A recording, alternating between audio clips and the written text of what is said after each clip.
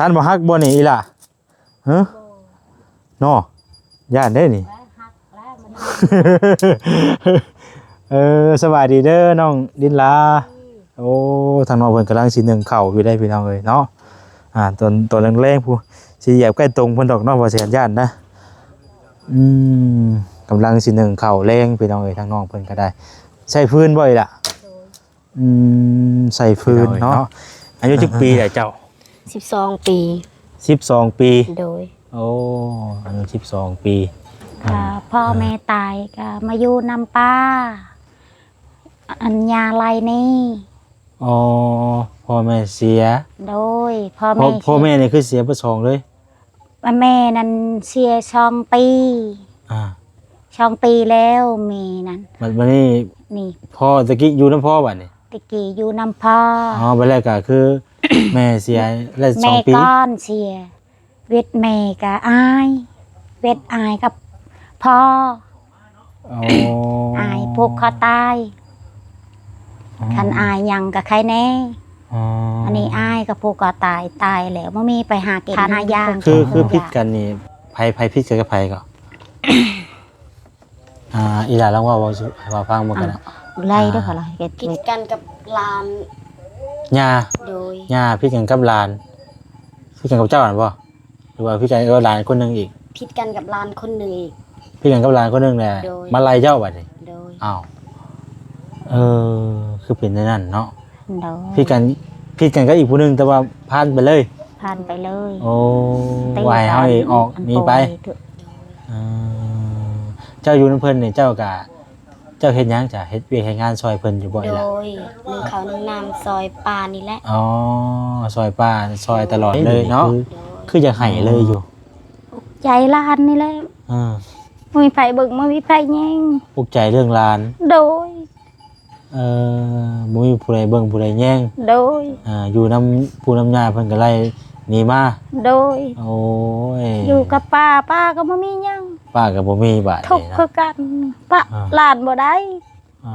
ซ้ำลูกบ่มีพ่อบ่มีแม่เอ้ยน้องก็บ่มีแต่2 คนนี่แหละเบิ่งแย่งเอาแลลูกหลานมาอยู่นำกันเนาะโดยพี่น้องเอ้ยลูกหลานมาอยู่นำกับเบิ่งแย่งกันเนาะป้าก็กินข้าวก็บ่ลงทองและคิดล้านสิออกหน้าก็ปะล้านบ่ได้ไปหรอกแต่ว่าทางน้องเพิ่นก็ใหญ่จะได้ค่ะฮู้จักเฮ็ดจักหาหรือว่าซอยเฮ็ดเวียกเฮ็ดงานได้แหละเนาะล่ะเจ้าก็ซอยป้าและมีหยังก็ซอยกันไปนั่นแหละพี่น้องเนาะก็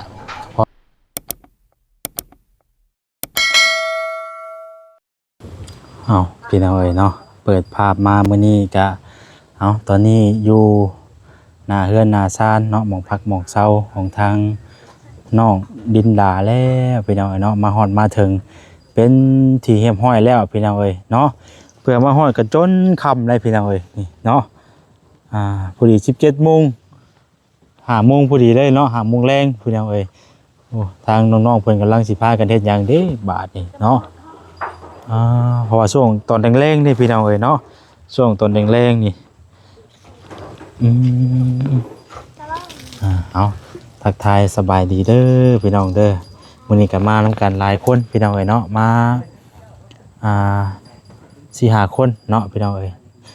ก็ทางบ่จิตแน่มื้อนี้ติดรถบ่จิตมาเพราะมาทางเดียวกันเด้พี่น้องเอ้ยเนาะทางบ่แสนก็บ่ได้เอารถมามื้อนี้เนาะมาถึงบ้านเฮือนชาน้องดินดาแล้วเนาะขออนุญาตขึ้นเด้อผู้ทางน้องเพิ่นกำลังสิเฮ็ดประชังอันนี้เนาะฮักพื้นต่อยอยู่อันนี้สิดึงเข้าโอ้ดึงเข้าแรงได้ทางนี้เนาะโหทางนี้สบายดีเด้อทางนี้เด้อคนไหนน้องดินดานี่บ่น้องดินดาอันนี้น้องดินดาเนาะอ๋อผู้นี้กัญญาดินดาเนาะคำไปดิพี่น้องเพิ่นก็เบิ่งฉันบ่ฮักบ่นี่อีหล่ะฮะเนาะย่านได้นี่สวัสดีเด้อน้องดินลาโอ้ทางน้องเพิ่นกำลังสินึ่งข้าวอยู่ได้พี่น้องเอ้ยเนาะ ตัวแรงๆผู้สิเหยียบใกล้ตรงเพิ่นดอกเนาะบ่แสนย่านนะกำลังสินึ่งข้าวแรงพี่น้องเอ้ยทางน้องเพิ่นก็ได้ใช้ฟืนบ่อยล่ะใส่ฟืนเนาะเบิ่งบ่าวขอ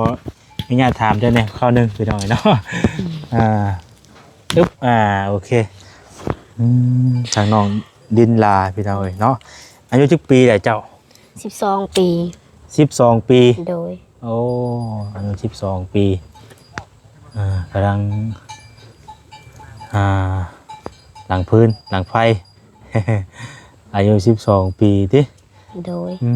พ่อแม่เจ้าได้ใช่อีหล่ะพ่อแม่ตายแล้วพ่อแม่เสียไปแล้วโดยเจ้าอยู่กับไผซะเดี๋ยวนี้นะอยู่กับป้าอยู่กับป้าโดยอยู่กับป้าโดยเจ้ามีน้องมีนุ่งจักคนน่ะนี่น้องผู้นึงมีน้องคนนึงโดยมีน้องคนนึงพี่น้องเอ้ยเนาะอยู่กับน้องแม่เจ้าเสียได้จักปีแล้ว2 ปี2 ปีแล้วเนาะวันนี้อยู่กับป้าบัดนี้เนาะโดยอันนี้เฮือนเจ้าบ่นี่บ่เฮือนไผฉันเฮือนป้านี่บ่โดยเฮือนป้าที่ว่าอันอยู่ในนี้โดยเป็นเฮือนป้าคือเก่าใส่อยู่กับป้าว่าซั่นซะเนาะเพิ่นกำลังฟื้นพี่น้องเอ้ยเนาะเฮ้ยมื้อนึงหม้อแกงเพิ่นเอาน้ำใส่มาใส่น้ำอยู่สระโดยน้ำหนองสระโดยตัวใช่มาจับมาพี่ก่อนเอาเบิ่งน้องเพิ่นหนึ่งเข่าก่อนเขาหนึ่งเดี๋ยวเขาจังให้น้องเพิ่นข้างเข่าแล้วก่อนเดี๋ยวสิเข้าไปนั่งโอ้ร่มกันพี่น้องเอ้ยเนาะโอ้ถือว่าเก่งแล้วนี่เนาะซอยเรียกป้าก็ได้แหละเนาะโดยให้คือยังบ่ตรงปานใดเอาตรงเด้อเนาะโอ้โหพี่น้องเอ้ยโธ่มองเพิ่นหนึ่งเข่ากับบาดเสียวแห้งอีหลีเนาะแต่ว่าคิดทวนลงไปแต่เนาะไงท้องลงไปดิว่าได้กินแล้วเนาะ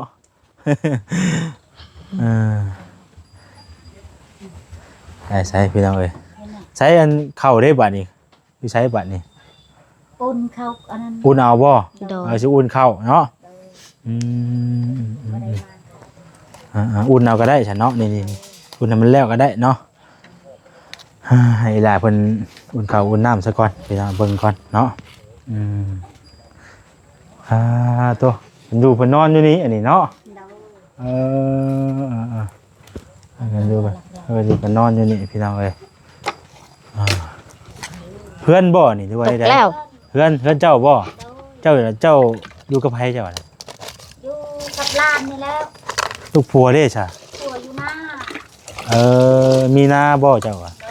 มีให้มีนาอยู่น่าจะให้แหละซาวให้เนาะเอาเดี๋ยวเอาเบิ่งน้องเพิ่นเฮ็ดนี้แล้วก่อนจะเดี๋ยวจังไปไปล้มกันพี่น้องเอ้ยเนาะมาเทื่อแรกว่าแซนกะ มาเป็นเทื่อแรกเนาะมาครั้งแรกพี่น้องเอ้ยจะน้องเพิ่นหนึ่งข้าวหนึ่งน้ำถ้ากันอาบน้ำในอยู่ใช่ๆนี่อยู่นอกสระพุ่นแหละนอกสระผู้โดยอยู่นอกสระน้องนิลาบ่ได้เข้าเฮียนบ่ล่ะบ่ได้เข้าเลยโดยบ่ได้เข้าพ่อแม่ตายพ่อแม่เสียแล้วก็เลยบ่ได้เข้าเลยยังติบเข้าคือเป็นอันนี้นี่เข้าก็บ่มีฮะสิปิดอันนี้ติบเข้าแบบนี้พี่น้องเบิ่งแน่เบิ่งซอยว่าแสนได้พี่น้องเนาะเบิ่งแน่ติบเข้าก็ได้ยังยัดได้เฉยเนาะนี่เนาะจกชีเลยบ่ต้องเปิดพาเลยโอ้ยไม่ได้ทิพย์เข่ายังจงโป่งอยู่พี่น้องเนาะรัดเป็นอุ่นเข่าแล้วเนาะเนาะคือเป็น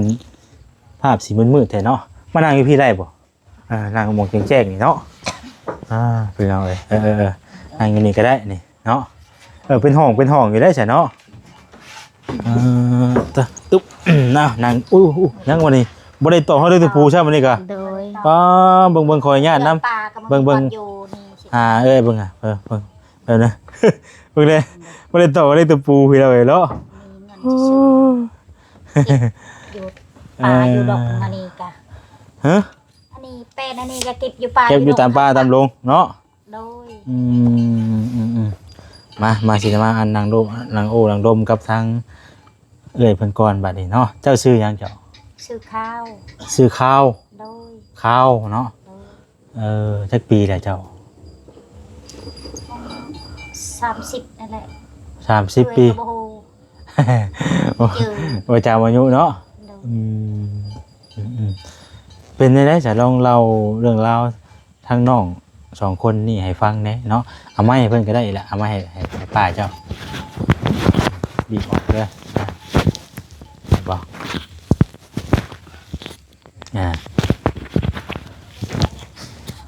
โอเคลองเล่าเรื่องราวน้อง2คนเพิ่นให้ฟังแหน่เนาะ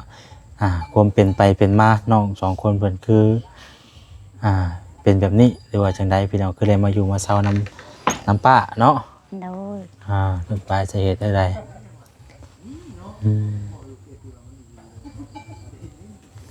คือครอบครัวทั้งน้องเพิ่นน่ะนะเพิ่นเป็นไปมาได้ใดก็ พ่อแม่ตายก็มาอยู่นำป้าอัญญาไลนี่ อ๋อพ่อแม่เสีย โดยพ่อแม่ นี่คือเสียประสองเลย แม่นั้นเสีย2 ปี2 ปีแล้วแม่นั้น มันนี่พ่อตะกี้อยู่น้ำพ่อบัดนี่ ตะกี้อยู่นำพ่อบัดแรกก็คือ แม่เสียแล้ว2 ปี แม่ก้อนเสีย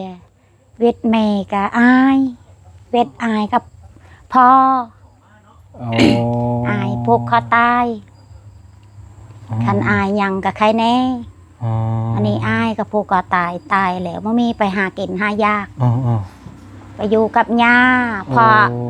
พอให้อยู่ก็อยู่กับพอเป็นพอป่วยก็นี่แล้วหาเงินหาคำไปรับจ้างรับบายพอโซเจ็บทองย่อยลงเป็นตับอันนี้แล้วเบิ่งแยง แต่ก่อนอยู่น้ำพอแล้วก็อยู่น้ำยาเนาะ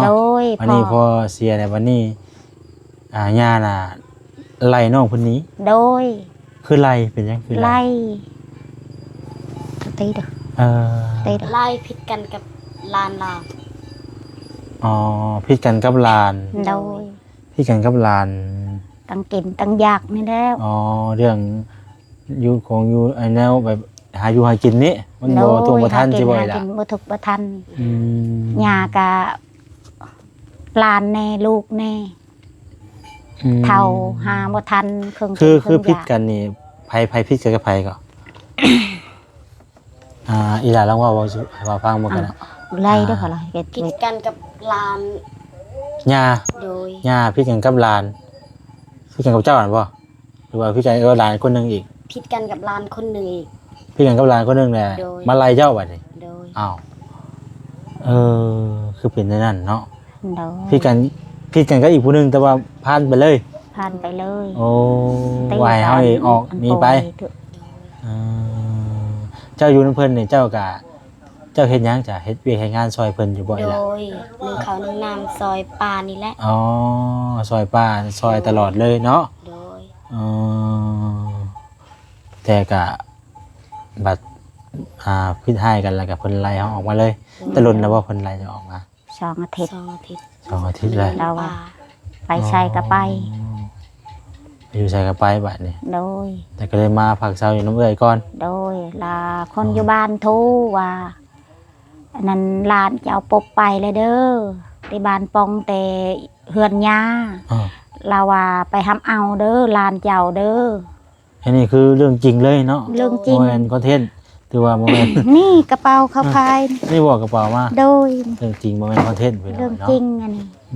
เขาว่าไปทำกระเป๋ามาเลยป่าไปทำเอาก็ยืมรถเขาอยู่บ้านเขาไล่นี่5 โมง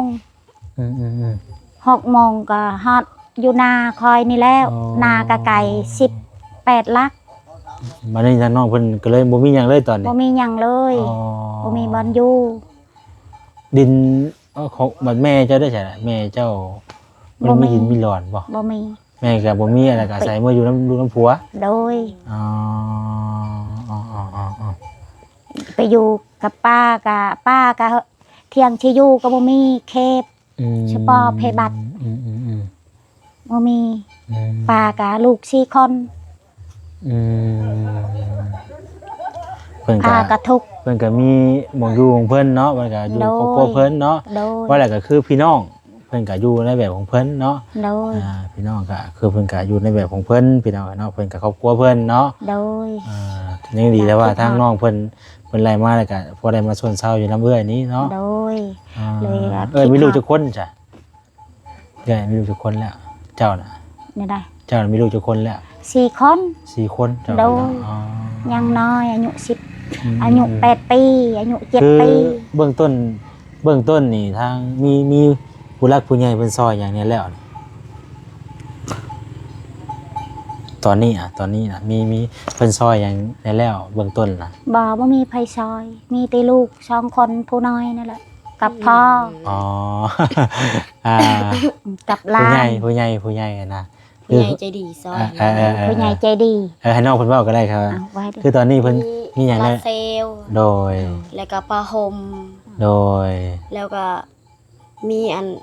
ศาสตร์ อ๋อมีมุ้งมีหมอนเครื่องอยู่เครื่องนอนน่ะ โด บ่ ยมอน อ๋อคืออันนี้เพิ่นซอยเบื้องต้นแล้วเนาะไอ้ล่ะ โดย อ๋อและมื้อนี้น่ะทางเบาจิตเพิ่นมามื้อนี้เพิ่นมาแจ้งข่าวอย่างนี้ล่ะอาชีพเพิ่นมามื้อนี้เพิ่นมาแจ้งข่าวเพิ่นว่าจังไดก็คือว่าได้ยินว่าสิซื้อดินซื้อหลอนสิบ่ โดยชื่อดินอยากได้ดินลานก็บ่มีเงินสิซื้อ อ่า ป้าก็ทุกข์ แล้ววันนี้น่ะเพิ่นกำลังรวบรวมเงินสิซื้อดินให้น้องบ่ล่ะ โดย อ๋อไล่เท่าไหร่แล้วตอนนี้ใกล้สิพอแล้วบ่หรือว่ายังบ่ทันได้พอ บ่ฮู้คือกัน อ๋อยังบ่ทันได้ฮู้เนาะ โดย ดินน่ะเพิ่นขายเท่าไหร่ดิน เพราะว่า15 ล้าน 15ล้าน โดย อ๋อดินอยู่ไส แถวนี้แล้ว อ๋อ ดิ ดิ น นอยู่ ไกล ขอบเขตนี่บ่ ขอบเขตนี่ดินเขาอันนี้เขาซื้อแล้ว บ่15 ตา ล้าม น ทาง เนาะ นี่เขาซื้อแล้ว โอ้โดย อยู่นี่เขาบ่ได้ซื้อ บ่ได้ก็อยู่ขอบเขตใกล้กันนี้เนาะ โดยบ่ให้ลานไกลกันให้ ไม่ อยู่ ไปอยู่ไกลได้เนาะ บ่ให้อยู่ไกลไผเบิ่งไผแยงเจ็บใคร พอได้ ลานก็คือลูกแพง เป็นจังได๋ว้าวคือมีความอุกอังใจในใดเดี๋ยวนี้คืออยากให้เลยอยู่ ใจลานนี่แหละ อ่า บ่มีไผเบิ่งบ่มีไผแยง อุกใจเรื่องลาน โดย บ่มีผู้ใดเบิ่งผู้ใดแย่ง โดย อยู่นำผู้นำญาเพิ่นก็ไล่หนีมา โดย โอ้ย อยู่กับป้าก็บ่มีหยัง ป้าก็บ่มีบาด ทุกข์คือกันป้าหลานบ่ได้ อ่า ซ้ำลูกบ่มีพ่อบ่มีแม่ เออ เอ้ยน้องก็บ่มีแต่2 คนนี่แหละ เบิ่งแย่งเอาและลูกหลานมาอยู่นํกันเนาะ โดย พี่น้องเอ้ยลูกหลานมาอยู่นํกับเบิ่งแย่งกันเนาะ ป้าก็ แย่ กิน งกัน ข้าวก็บ่ลงทองและคิดล้าน อืม สิออกหน้าก็ปะล้านบ่ได้ ให้รอกแต่ว่าทางน้องเพิ่นกะใหญ่จะได้ค่ะฮู้จักเฮ็ดจักหาหรือว่า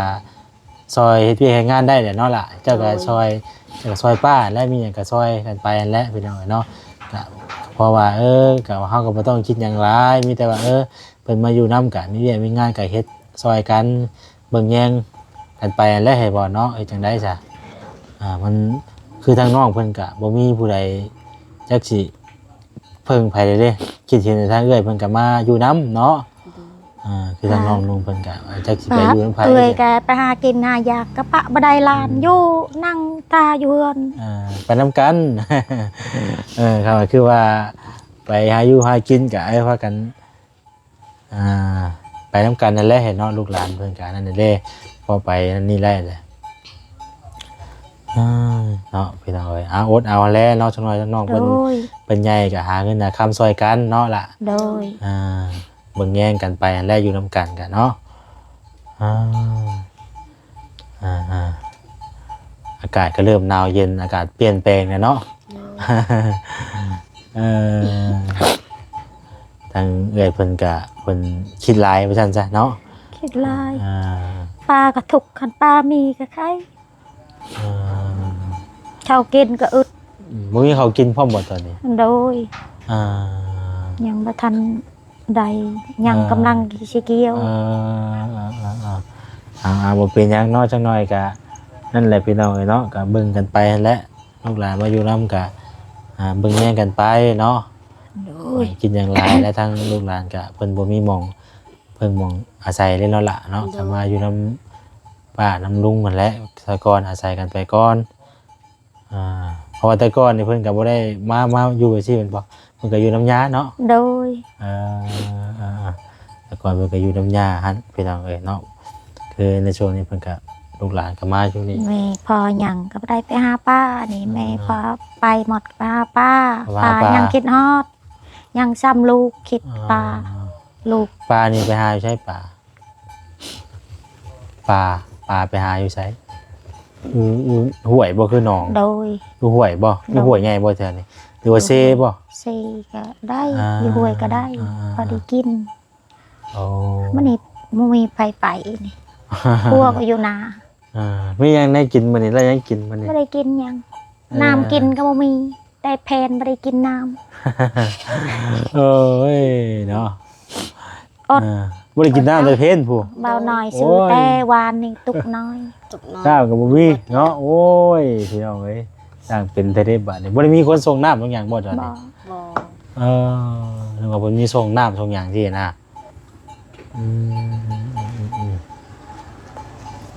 เอาสู้ๆอะไรพี่น้องเนาะก็ตอนนี้เพิ่นก็อยู่ในระหว่างเพิ่นกำลังจะดำเนินการซื้อดินซื้อรอนให้เนาะ โด ดี ย ใจน้ำลูกน้ำหลานดีใจน้ำหลานว่าเพิ่นมาแจ้งว่าสิซื้อดินให้ ดีใจ เอาเบิ่งแย่งกันไปนั่นแหละพี่น้องเอ้ยเนาะบ่แม่นเขาพ่อช่วยแล้วบ่อีหล่ะ ปะดอนเราก็ ได้ ได้ บ่ เอาสายพี่น้องเอ้ยก็บ่มีหยังมื้อนี้ก็ทางเฮาก็มากับทางบ่จิตนั่นแหละเนาะมาพอดีว่าบ่จิตเพิ่นมีเวียกนั่นแหละมื้อนี้ก็ได้เนาะเพิ่นมีเวียกมีงานกับทางครอบครัวของทางมีเวียกกับน้องดินดาเนาะคือเพิ่นมา โดย สมทบเงินเนาะชื่อดินซอยพี่น้องเอ้ยเนาะขอบคุณทั้งอ้ายเพิ่นหลายพี่น้องเพิ่นซอยก็ได้เนาะเบิ่งก่อน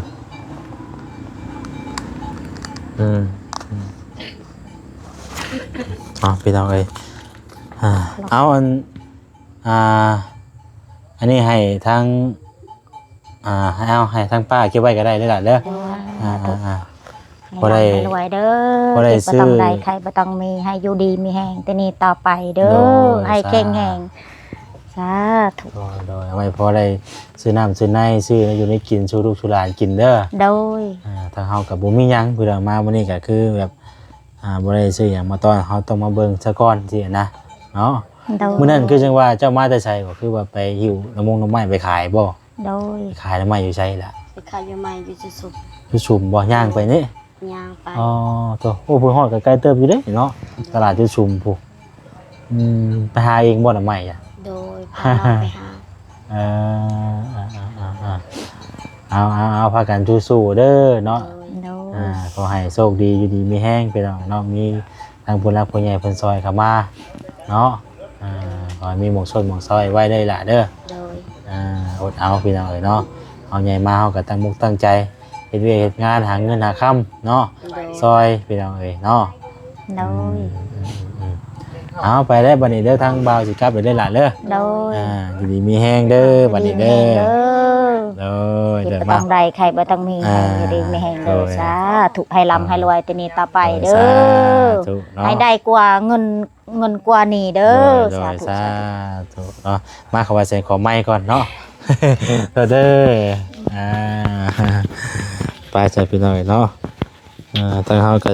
ค่ำได้พี่น้อยเนาะเพื่อกลับฮอดบ้านก็สิเติมนึงอยู่มื้อนี้เนาะเพราะว่ายังเพื่อเดินทางออกทางก็ยากเนาะ ทางก็ยากแน่พี่น้องเอ้ยไปอึ๊บตัวพอช่วยแล้วบ่อีล่ะ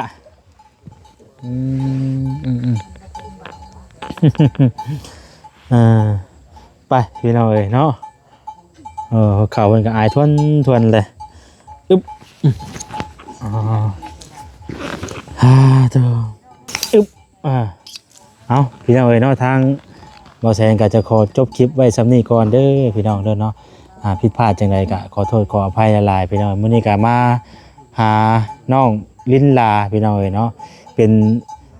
เคสทางเบาพรเบาหล่าเนาะเพิ่นกำลังเริ่มเนาะซอยๆทางน้องเพิ่นนั่นแหละตอนนี้ก็หลายพี่น้องเอ้ยเนาะเริ่ม